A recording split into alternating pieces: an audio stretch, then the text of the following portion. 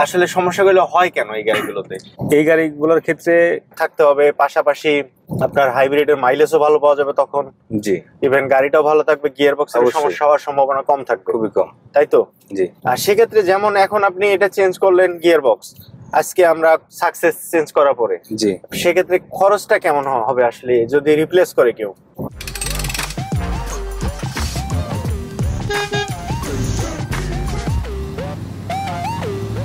Style hybrid গাড়ির gear box replace করা হচ্ছে। তো রিপ্লেস করার পরে আমরা টেস্ট ড্রাইভে চলে যাব। টেস্ট ড্রাইভ দিয়ে দেখবো গিয়ার বক্স রিপ্লেস করার পরে গাড়িটার কি অবস্থা, কেমন performance, even gear box change করার পরে গাড়ির কোনো সমস্যা হয় কিনা, ইভেন কেন আসলে নিশান এক্সেল গাড়িগুলোর গিয়ার বক্সের সমস্যা হয়ে থাকে, এই বিষয়গুলো জানবো। ইভেন পাশাপাশি টেস্ট ড্রাইভে থাকবো। মোটামুটি গিয়ার বক্স রিপ্লেস করা কমপ্লিট হয়ে গেছে, এখন আমরা টেস্ট ড্রাইভে যাব। তার আগে মোরসালিন ভাই, এটা হচ্ছে Nissan X-Trail hybrid, chassis code number কত? নিশান এক্সটেল T32 চেসিস কোড হচ্ছে T32। তো সেক্ষেত্রে এই গাড়িগুলোর যে এখন যে গিয়ার বক্সটা চেঞ্জ করলেন, আমরা গিয়ার বক্সের কাজ কমপ্লিট করার পরে আমরা বের হয়ে গেলাম টেস্ট ড্রাইভে। শুধু এখন না, আমরা আসলে 2-3 দিন থেকে গাড়ির টেস্ট ড্রাইভে আছি। তো টেস্ট ড্রাইভে অলরেডি 300-400 কিলোমিটার ড্রাইভ হয়ে গেছে। গাড়ির স্পিড কিন্তু মোটামুটি আমরা দেখতে পাচ্ছি 120-এর উপরে আছে কিন্তু স্পিড। গিয়ার বক্স চেঞ্জ করার পরে আমরা এটাই দেখলাম যে আসলে গাড়ির গিয়ার বক্স একদম পারফেক্ট আছে। তো সেক্ষেত্রে মোরসালিন ভাই আশা করা যায় আর কোনো সমস্যা নেই? না, আশা করা যায় ইনশাল্লাহ আর কোনো সমস্যা নেই। যে আমরা 3 দিনে 500 কিলো চালাইছি। দেখেন এই গাড়িগুলো আসলে কাজের খেতে দিলে বেশ কিছু সময় লাগে। তো গাড়িগুলো আস্তে আস্তে ড্রাইভ দিয়ে ভিতরে যখন নতুন অয়েল দেওয়া হয়, এটার ভিতরে বিভিন্ন রকম হাওয়া থাকে, বাবল গুলো থাকে, আস্তে আস্তে চালালে গিয়ারটা রোলিং করতে করতে গিয়ারটা আস্তে আস্তে ফ্রি হয়, দেন ঠিক আছে বোঝা যায় আর কি। তো যাই হোক, আমরা গিয়ার বক্স চেঞ্জ করার পরে মোটামুটি সাকসেস, কোনো ধরনের সমস্যা নেই, আশা করা যায় ভালো আছে, সব ঠিকঠাক আছে। আসসালামু আলাইকুম সবাইকে, অটো 360 থেকে খন্দকার শরীফ। নিশান এক্সটাইল এই গাড়িটা হচ্ছে হাইব্রিড। এই গাড়িটা গত 3 দিন থেকে টেস্ট ড্রাইভে আছে। টেস্ট ড্রাইভ শেষ করে আজকে ফাইনালি আমি এই গাড়িটা রিভিউ নিয়ে এসেছি আপনাদের জন্য। এর কারণ এটাই যে এই গাড়িটা গিয়ার বক্সের সমস্যা ছিল।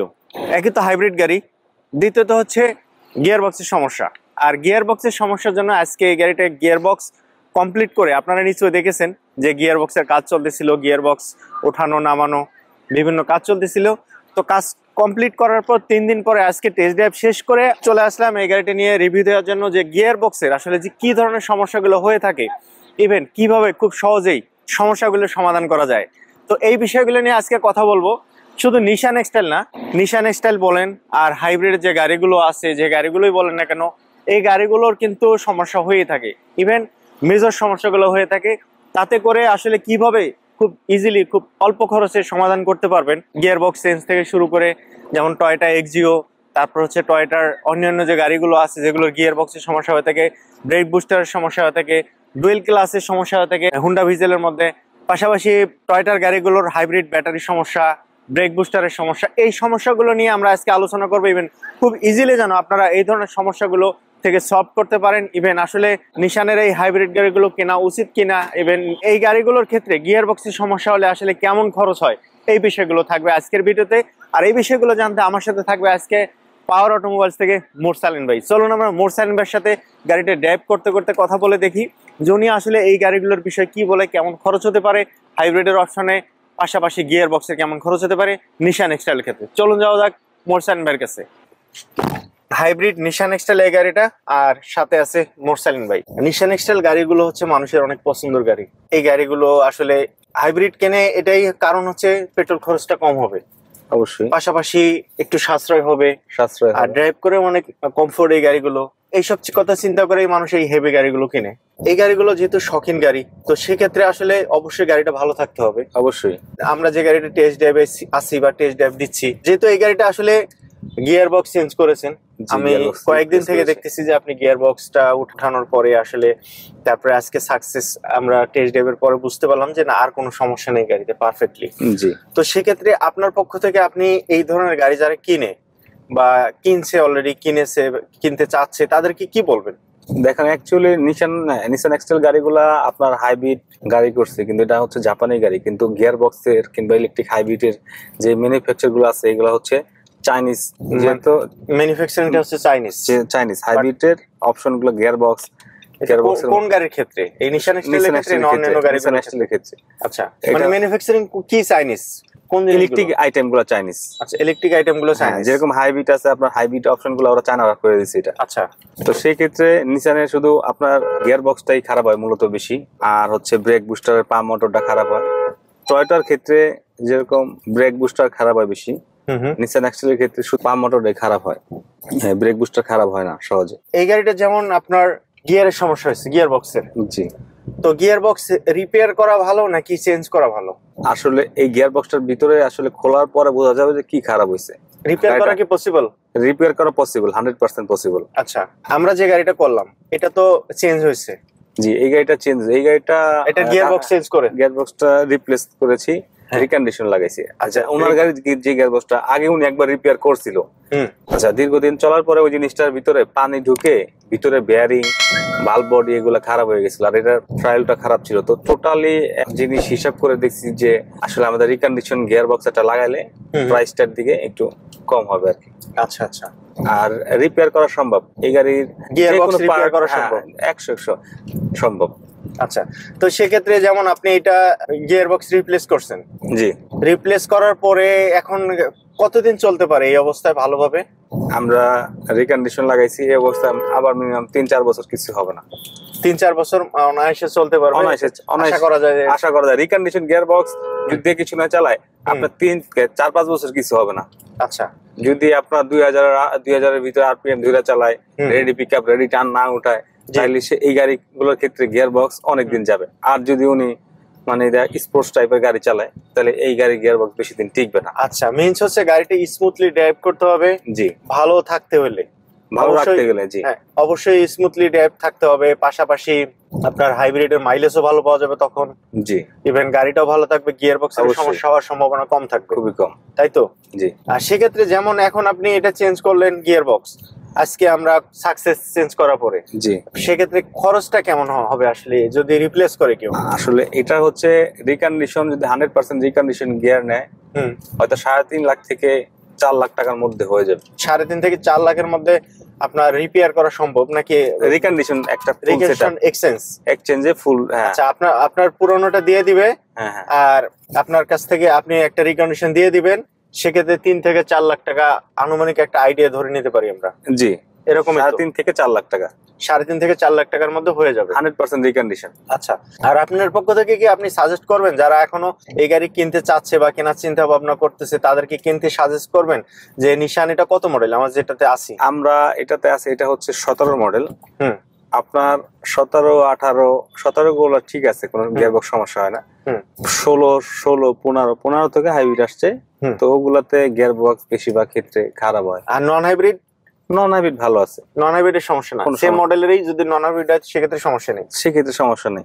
গিয়ারবক্স নন হাইব্রিডও সমস্যা করে, কিন্তু হাইব্রিডের ক্ষেত্রে বেশি করে। আচ্ছা, তুলনামূলক বেশি। আচ্ছা, আর ড্রাইভারে তো অনেক কিছু আছে আসলে গাড়ি ড্রাইভ করার ক্ষেত্রে, স্মুথ ড্রাইভ করতে হবে, 2000 থেকে 2500 মানে 2000 আরপিএম বেশি তোলা যাবে না এই গাড়ি। আর এটার কি হাইব্রিডের শুধু গিয়ার বক্সের সমস্যা ছিল নাকি ব্যাটারিরও সমস্যা ছিল? না, এই নিসান এক্সটেলের ক্ষেত্রে একটা মানে দারুণ ব্যাপার হচ্ছে ব্যাটারি খারাপ হয় না সহজে।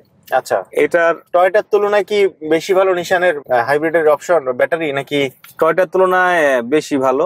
এগুলা সহজে খারাপ হয় না। টয়োটা যেরকম আপনার নিকেল মেটাল হাইব্রিড ব্যাটারি, আচ্ছা এটা হচ্ছে লিথিয়াম ব্যাটারি, লিথিয়াম ব্যাটারি। আচ্ছা, এটা হচ্ছে লিথিয়াম, আর টয়োটার ক্ষেত্রে হচ্ছে যে ব্যাটারি নিকেল মেটাল হাইব্রিড। হ্যাঁ, নিকেল মেটাল হাইব্রিড ব্যাটারি। তো সেক্ষেত্রে লিথিয়ামটাই তো বেশি পাওয়ারফুল হয়ে থাকে। জি, পাওয়ারফুল নরমালি। আর নিসান গাড়ির ক্ষেত্রে ব্যাটারি গুলো অনেক ভালো, নিসান, হোন্ডা বেজেল, আচ্ছা এইসব ব্যাটারি গুলো অনেক ভালো হয়, মানে লং লাইফ।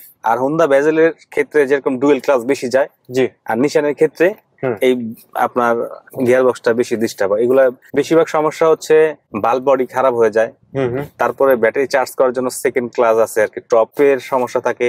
আচ্ছা আচ্ছা, তো বিভিন্ন সমস্যা হলে বিভিন্ন রকম ধরুন রিপেয়ার করা যায় পার্ট। একটা সমস্যা হচ্ছে এক একটা ক্ষেত্রে এক এক রকম চিকিৎসা দিতে হবে। বুঝতে পারছি। তো পাশাপাশি ফাইনালি টেস্ট ড্রাইভ থেকে যেটা বোঝা যাচ্ছে যে গাড়িটাতে গিয়ার বক্স কমপ্লিট সাকসেস হয়েছে। তো নিশান গাড়িগুলো যেহেতু সেন্সিটিভ গাড়ি, তো সেক্ষেত্রে অবশ্যই গিয়ার বক্সের ক্ষেত্রে অবশ্যই ভালোভাবে গিয়ার বক্সটা ফিটিং করতে হবে। আর আদারওয়াইজ যে সমস্যাগুলো থাকে আসলে গিয়ার বক্সের, এই বিষয়গুলো মোরসেন ভাই আপনি যদি একটু বলেন আসলে সমস্যাগুলো হয় কেন এই গাড়িগুলোতে? এই গাড়িগুলোর ক্ষেত্রে টাইম টু টাইম আপনার গিয়ার অয়েল চেঞ্জ করতে হবে। আচ্ছা, এটার ভিতরে অন্য গাড়ির ক্ষেত্রে গিয়ার বক্সের নিচে জালি আছে, এটার ক্ষেত্রে সে নেটটা আছে। জি, এটার এক্সট্রা একটা ফিল্টার করে দিচ্ছে। তো এটা যখন 30,000 কিলোমিটার হবে তখন নিয়মিত এটা সার্ভিস করতে হবে, চেঞ্জ করতে হবে। জেনুইন একটা অয়েল ফিল্টার লাগাইতে হবে সব সময়। আর এই গিয়ার বক্সটার অয়েলটা হচ্ছে NX3 হচ্ছে অয়েলের মডেল, অয়েলের পার্ট নাম্বার। ক্যানের গায়ে কি লেখা থাকবে NS3?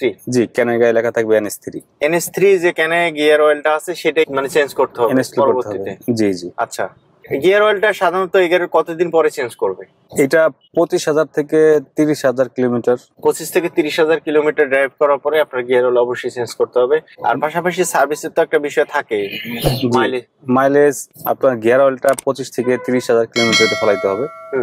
আর যখনই ধরেন বিভিন্ন রকম কোনো সময় সাইনে আসলে ওইটা স্ক্যানিং দিয়ে চেক করে কি সমস্যা, ওটা তৎনগর ঠিক করলে আদার্স কোনো প্রবলেম হবে না।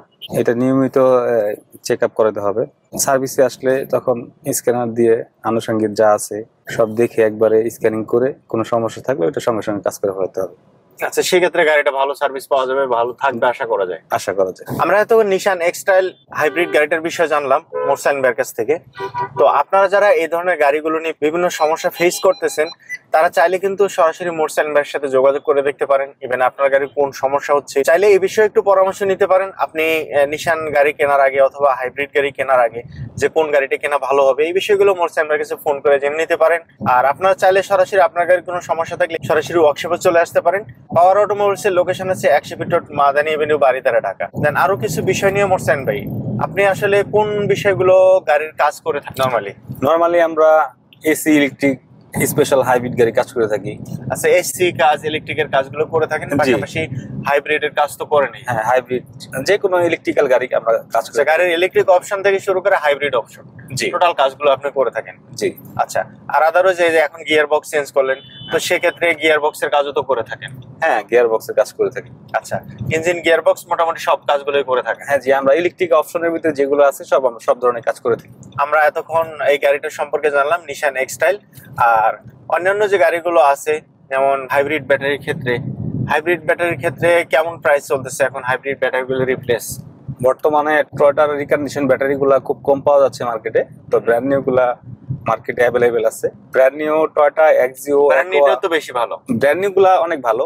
ব্র্যান্ড নিউ গুলা অলমোস্ট লাগাইলে আপনার 7-8 বছর কিছু হয় না। আচ্ছা, টয়োটা জাপান থেকে 7 বছরের একটা গ্যারান্টি দেওয়া থাকে। ব্র্যান্ড নিউর ক্ষেত্রে বস আসলে কোনো গ্যারান্টি হয় না, কিন্তু এমনিতে লাগাইলে সমস্যা হয় না, কোনো সমস্যা হয় না। মাইলেজও ভালো পাবেন। রিকন্ডিশনের ক্ষেত্রে রিকন্ডিশন যদি ভালো, রিকন্ডিশনের ক্ষেত্রে যেমন সেল টেল চেঞ্জ করতে হয়, দুই একটা খারাপ হয়ে যায়, দুই একটা সেল টেল যদি খারাপ হয় সেই ক্ষেত্রে আমরা সেল রিপ্লেস করে থাকি। আচ্ছা, আর চাইনিজ গুলোর ক্ষেত্রে চাইনিজ ব্যাটারিও মোটামুটি ইনস্টল করা যায়, বাট মাইলেজের ক্ষেত্রে কি কোনো সমস্যা হতে পারে? চাইনিজ আর টয়োটা জেনুইন ব্যাটারির ক্ষেত্রে, চাইনিজ ব্যাটারির ক্ষেত্রে মাইলেজটা খুবই কম পাওয়া যায়, কিন্তু অনেক দিন ব্যাটারি হয়তো 3-4 বছর চলে চাইনিজের ক্ষেত্রে। রিকন্ডিশনের ক্ষেত্রে চাইনিজের থেকে রিকন্ডিশন অনেক ভালো। চাইনিজ নিউ এর থেকে রিকন্ডিশন জাপানিজটা অনেক ভালো। হ্যাঁ, রিকন্ডিশনটা অনেক ভালো। আর আপনার ব্র্যান্ড নিউ জেনুইনটা তো অনেক ভালো। জি জি, ওইটা লাগাইলে এক সময় আপনার 7-8 বছর এরকম চলবে, কোনো সমস্যা হবে না। হয়তো একটু কষ্ট করে যদি কেউ মানে লাগাইতে পারেন তাহলে দেখা গেছে আপনার 8-10 বছর অনায়াসে চলে যাবে।